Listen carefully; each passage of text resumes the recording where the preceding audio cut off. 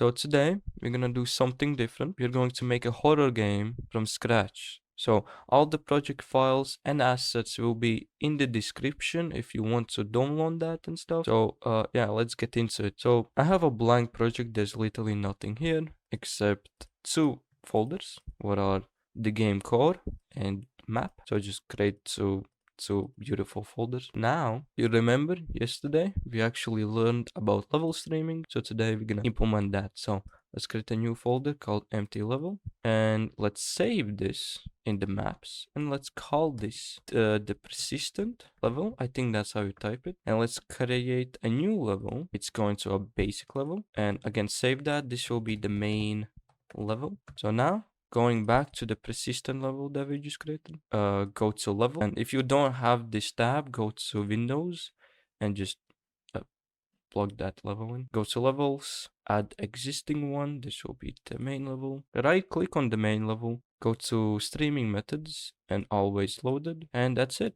Now we're just gonna copy all the lights. Just copy that from the main level. Control X, go to the persistent, double click on that, and paste that in. Yeah. So now if you close the persistent or toggle level visibility, you can see. We still have the floor, you can see, but we just, enable and disable lights. Now we're gonna create the player, the game core, I guess. So we're going to have a blueprint class of a character. This will be the BP main player.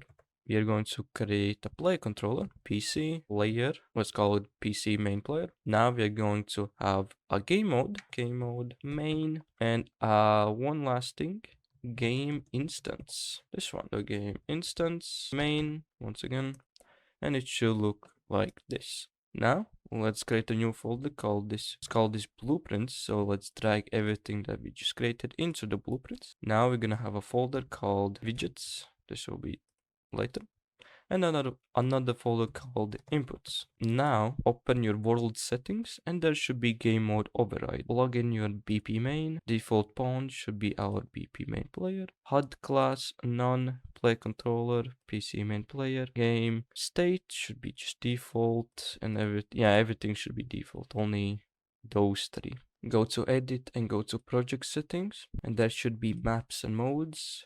Set the editor startup map to the persistent, and game default map persistent. Default game mode, set that to that one we just created. And down here, game instance will be the game instance main. And going into the editor settings, right? You can assets editor open location set to the main. So it's easier to navigate and stuff. So now going to the blueprint section, go into the main player. Now we are going to actually create the inputs and stuff, because as you can see, there's nothing here basically. So let's go to inputs and let's create input action. This will be move. So open that up, and value type will be 2D vector 2D. So that's basically it. So close that up and duplicate that, and let's call this move. No, look, sorry. And another one called jump. And for the jump, it's going to be just digital ball, but the look should be similar to the move. Now for the inputs, we are going to have the input mapping context, input mapping, let's call it default, just like that. Now we are going to add the mappings. So, okay, I can name the thing correctly, but you get the point. So for the jump is the spacebar. For the look, you should probably search this one, mouse X and Y 2D axis, and we're gonna have a modifier of negate. I don't know how to call it. And open the indexes up and uncheck the Z value and the X value. So I can now close that up. So now let's add the move. So not the look. The fuck did I do? Let's add the move. So we are going to have the W, then we are going to have the S, the A, and the final one, the D. Funny. So for the W, we're gonna have a modifier of visual input axis. For the S, we're going to have two modifiers. The first one is the visual, second one negate. And for the A, it's going to just be the, what the fuck is that? For the D, for the A, it's just going to be the negate, and D will be just none, I guess. So it should look like that. So that's basically setup. Now let's go into our BP main player. The thing is, what we're going to do from the begin player, right? So let's add event begin play. We're going to cast to our play controller. So we're gonna create a new folder called macros. Macro, I guess. Right click, go to blueprints, and there should be a blueprint macro library. So just get that and select character. This will be MCL, I think, macro library. That's how we call it. And let's call this character casting, because we're gonna cast characters and stuff. And this will be F. Well, let's actually name it M. It's not a function.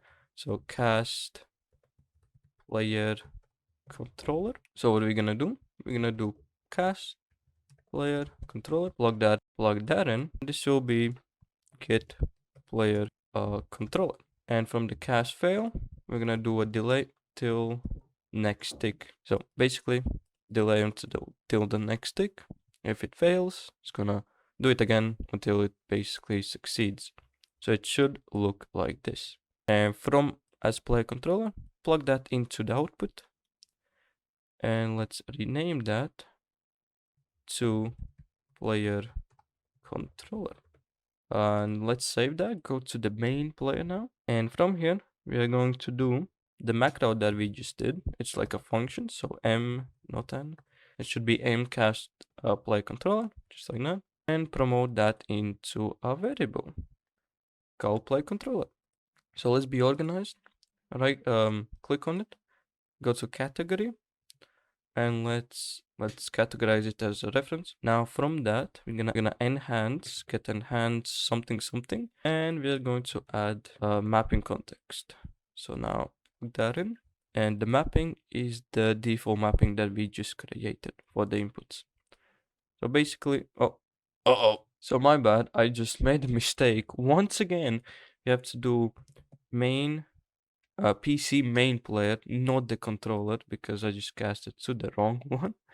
So it should look like this. Yeah. So my bad. So it should be PC main player because that was the play controller that we just created. So that's why it had the little error right there. Now for the jumping, right? Let's do the jump. So the jump, when it starts, is going to jump, and when it completes, is going to stop jump. This one I think is the most simplest one. Now for the movement, from the trigger, add movement input, just like that. And we're gonna split the action value. So let's split that. We're gonna get control rotation. We're gonna get the control rotation. We're gonna split that. So we're gonna get the right vector, just like that. And we're gonna split this as well. Plug that into the X, plug that into the Z. The Y should be empty, and this return value world direction. And the scale will go into the X value of the input action. It should look like this. Now we're gonna add another movement input.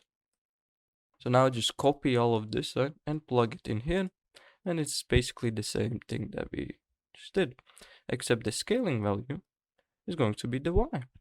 So it's a little bit complicated, but not really. It's like in the first person template. Now for the look though, from the trigger, add controller pitch input and add controller yawn. I guess that's how you say it, yawn. So basically, once again, split the action value, plug the X to the yawn and the Y to the controller pitch, just like that. And that's basically it. So compile and save that. There should be no errors. If you have an error, you did something wrong, okay? And it's not my fault. Now, we're gonna add a camera because we actually don't have a camera. So yeah, no shit, Sherlock. Go to components, add a camera. It's going to be a basic camera. And we are going to add the spring arm. So it should look like this. So it should be opposite. So the camera should be in the spring arm. And the target length should be 0. So let's reset all, and you should tick use spawn rotation, controller rotation. Go to BP main player itself, search for yawn, use controller rotation yawn, just deselect that. So now if we play and if we try this game out, you can see we can actually look around. Oh shit. What the fuck? Okay, so my bad. Right in the VP player, right where we move, right? The right vector, it should be the forward vector. No idea why I did that. So from the get controller rotation, get forward vector. So this means we're walking forwards and backwards basically. X to the X, Z to the Z. Plug that in. And that's it. If we play now, if we press W, you can see we are moving forwards, press S, backwards, A and D. We can jump, we can look around, like to it, like an idiot, you know. Still, we are brain dead, you know. We don't have any logic. We're just moving around this beautiful world.